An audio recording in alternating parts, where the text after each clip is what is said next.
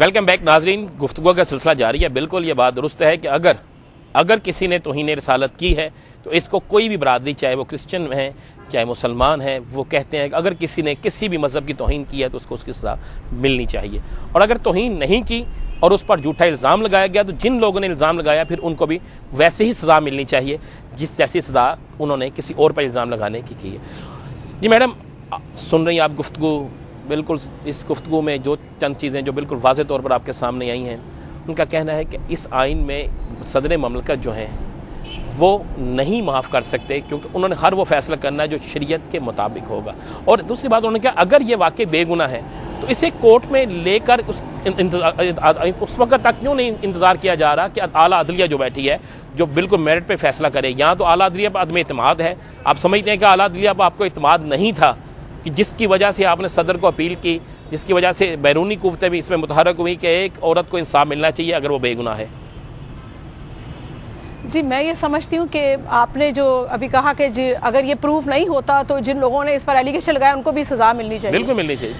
क्या हमारे मुल्क में आज तक जितने भी ये केसेस आए, आपको ये एक केस बता दीजिए कि जो एक्यूज्ड पर्सन है अगर वो रिलीज हो गया, अगर उसको सजा नहीं मिली तो कौन से वो लोग थे जिन्होंने ये एलिगेशंस लगाई तो उनको सजा मिल गई। इसके पास बड़ी लंबी लिस्ट है जी, मैं आपको साबित कर सकता हूं। मैं इनसे पूछती हूँ, ये नून की बात करते हैं। लास्ट ईयर नून ही था जो लीडर ऑफ द हाउस थे जिन्होंने गोजरा में तबाही का स्टार्ट लिया था, इनिशिएटिव लिया। जब गोजरा में क्रिश्चियन कम्युनिटी पूरी तबाह करके रखी गई, ये मजहब, ये जो मजहबी चलाकियां या मजहबी आंख मुचोली है, ये वतन माशाल्लाह इसलिए नहीं बना था कि ये खेली जाए।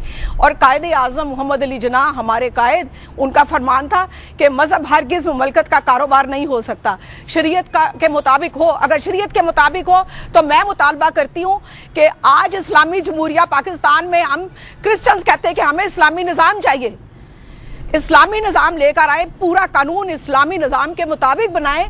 जब वो इस्लाम, जब असली इस्लाम था तो वो ज़माना वो था जब हज़रत उमर उल फारूक जैसे खुलफाए राशिदीन अपनी पीठ पे लाद कर सामान ऐसे ही मसीहों को जो गरीब थे रातों को गश्त करते थे और उनके घरों पर पहुंचाते थे।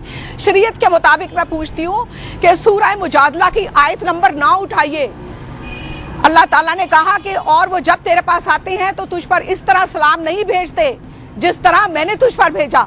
तो वो लोग कहते हैं, वो दिल में, मैं इसका महफूम बता रही हूँ, वो दिल में मजाक करते हैं कि फिर अल्लाह ताला हमें सजा क्यों नहीं देता। अगर हम holy prophet peace be upon him नाउजुबिल्लाह, अगर हम उनकी तौहीन करते हैं तो उसी आयत के आखिर में है कि उनके लिए जहन्नम ही काफी है। अल्लाह ताला उनको खुद उस जहन्नम की आग में डालेगा। और मैं समझती हूँ, मैं आपसे पूछती हूँ मुसलमान बरादरी से, आज मैं पाकिस्तानी खातून होने के नाते आई हूँ, मैं हर उस मजहब से पूछती हूँ कि क्या आप आसिया बीबी जिसका मजहब क्रिश्चियन है, क्रिश्चियनिटी की तौहीन करेंगे? क्या बाइबल की तौहीन करेंगे? हरगिज नहीं, कोई नहीं, कभी भी नहीं। तो वो क्यों करेगी तौहीन? मैं क्यों करूंगी? कल एक टॉक शो में एक साहब आए हुए थे, मौलाना साहब, वो तो खैर हमारे आलम हैं, हम बड़ा उनका एहतराम करते हैं। उन्होंने एक रेफरेंस दिया कि एक शख्स था जो होली प्रॉफिट की तौहीन करता था और वो जब उसको पकड़वाने का वक्त आया तो वो जाके खाना काबा के गिलाफ में छुप गया कि शायद वहाँ छुप जाऊंगा, बचत हो जाएगी। और उन्होंने उसका नाम नहीं उनको मालूम था, उनको जस्ट रेफरेंस उन्होंने दिया।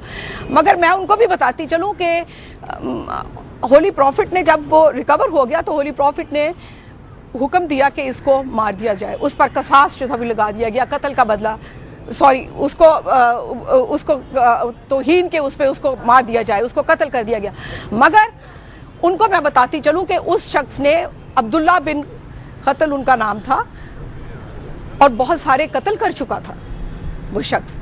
वो जो उनको कत्ल के ऑर्डर्स किए गए थे, उसको कत्ल किया गया था, उस पर कसास लगी थी। वो कत्ल की वजह से, कत्ल का बदला कत्ल जो है, उस पर होली प्रॉफिट ने ऑर्डर दिया था। होली प्रॉफिट ने बर्दाश्त और माफी का आप पैगाम लाए। होली प्रॉफिट वो थे जिन पर आसिया बीबी जैसी खातून कूड़ा फेंकती थी और तीसरे दिन कूड़ा नहीं आता था तो आप उसके घर जाते थे और पूछते थे क्या वो औरत बीमार हो गई। होली प्रॉफिट वो थे जो नजाशी के पास उठ के चले गए कि जब उनके साथ उनके जो भी मुज़ाकरात थे। Holy prophet peace be upon him वो हस्ती थे जो अमन और सलामती का पैगाम लाए, जिन्होंने मसीहों को मस्जिद नबवी में बिठाया और इबादत का हुक्म दिया। बेशक ये कानून शरीयत के मुताबिक ही बना है, मगर शरीयत को भी समझ के और अपने मुल्क को समझ के, इंसानों को समझ के इस्लामी जमहूरिया का भी ख्याल रखा जाए। मैं पूछना चाहता हूँ, क्या आपको अदलिया भी यकीन नहीं था? जहां पे आपने अपील की थी, क्या उस पर यकीन नहीं था? जी हमें तो आज भी यकीन है। मैं तो आपको बताती चलूं कि जब एक ज्यू और मुसलमान की लड़ाई हो जाती है तो मसला हो जाता है डिस्प्यूट लेन देन का। लेकिन क्या एक केस आला अदलिया में हो उसे माफ किया जा सकता है? मैं आपको बताती हूँ, यकीन था तो गए थे अदलिया पे, होली प्रॉफिट के पास आए और होली प्रॉफिट ने जो ज्यू था उसके हक में फैसला दिया और मुसलमान ने इतबार ना किया। उस मुसलमान ने कहा कि मुझे इतबार नहीं है, प्रॉफिट पीस भी अपॉन पर। उन्होंने कहा मैं तो उमर बिन खत्ताब जो खुलफा दोइम थे उनके पास जाऊंगा। और आप बाकी वाकया आप उसकी तस्दीक कर सकते हैं, आपको ज्यादा मालूम होगा इस वाकया का कि उसके असरात क्या होते हैं। ज्यू ने तो फिर भी एतबार किया, यहूदी ने भी हजूर पाक पे एतबार किया और वो फैसले के लिए गया।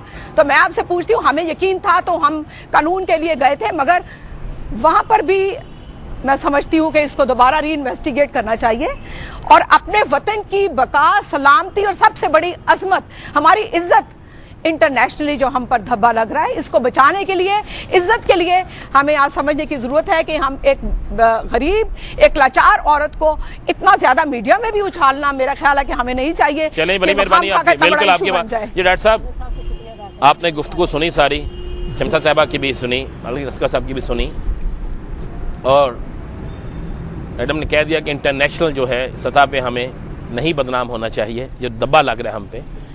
तो बाकी भी मामला बहुत से इंटरनेशनल सतह पे हैं, आफिया समेत बाकी भी हैं। क्या ये मामला सिर्फ एक आसिया को इंसाफ दिलाने तक रहेगा या जो 100 से ज़ायद अफराद और भी ऐसे केसेस में अंदर हैं, गिरफ्तार हैं, उन तक भी बात जाएगी, या इसके अलावा वो लोग जो पाकिस्तान से बाहर हैं जिन पर झूठे मुकदमात मुख्तलिफ जेलों में है, क्या उनके लिए भी हमारी पूरी कौम, हर बरादरी इसी तरह इकट्ठी हो जाएगी? रान साहब, मैं आपकी बात का बिल्कुल जवाब देता हूँ, लेकिन उससे पहले मैं हमारे दोस्त जो बैठे हैं मंडा साहब, इनकी जो इन्होंने बात की है उसका जवाब देना ज़रूरी समझता हूँ। इन्होंने कहा जी कि गवर्नर साहब गए और वहाँ जाके प्रेस कॉन्फ्रेंस की। देखें, बात सुने, कोई वो बाज़ाब्ता प्रेस कॉन्फ्रेंस नहीं थी। अब एक सूबे का हेड अगर जाता है किसी छोटे शहर में तो वहाँ का मीडिया अगर आ जाता है तो उन्होंने जेल से बाहर खड़े होकर मीडिया के साथ बात की, चूँकि मीडिया आ गया था वहाँ। एक बात इनकी। दूसरी बात इन्होंने की जी कि हमारी मुस्लिम लीग है जिसने, कायदे आज़म की मुस्लिम लीग है। मैं बड़ा परेशान हुआ हूँ कि कायदे आज़म की मुस्लिम लीग के साथ आप इस मुस्लिम लीग नून को मिला रहे हैं, जो मतलब जन्म लेती है जो तरीके इस्तकलाल से आगे जाती है तो गोद में बैठ जाती है एक आमर और डिक्टेटर के, वहाँ से चलती है तो फिर जनाब एक आमर और डिक्टेटर के जूते चाट के बन जाते हैं वजीरे खजाना, वहाँ से चलते हैं और एक आमर की गोद में बैठ के आप क्या तो बात करेंगे तो हमें पता है दे रहा हूँ, कि कौन जवाब दे रहा हूँ।